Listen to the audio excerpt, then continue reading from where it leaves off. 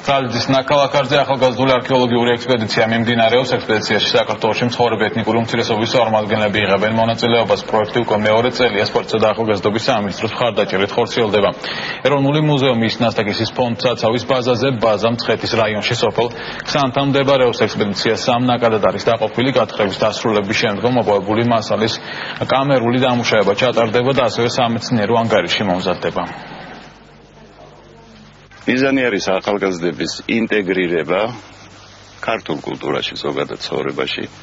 ისინი ერთმანეთს იცნობენ, გაიცნობენ, კონტაქტები ექნებათ. ამ მიმართულებით კიდე იგეგმება ამ ღონისძიების უფრო გაფართოება. ეს არის ძალიან მნიშვნელოვანი ისტორიული ძეგლი. ახალგაზრდები მუშაობენ როგორც დასუფთავებაზე, ასევე გათხრებში იღებენ მონაწილეობას. ეს პროექტი 3 ეტაპად განხორციელდება. ახლა პირველი ეტაპია სხვადასხვა რეგიონებიდან, ბედიანის მონასტრიდან სოციალურად დაუცველი ახალგაზრდები არიან ჩართულები და მე ვფიქრობ ძალიან საინტერესო პროექტია.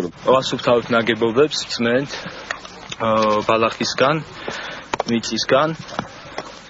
აქ ჩამოვედით, აქ ჩამოსვლის მიზანი ის არის, რომ უფრო მეტად გაგვეცნო ერთმანეთი, დაახლოებული ყავით სხვადასხვა ეროვნების ხალხები.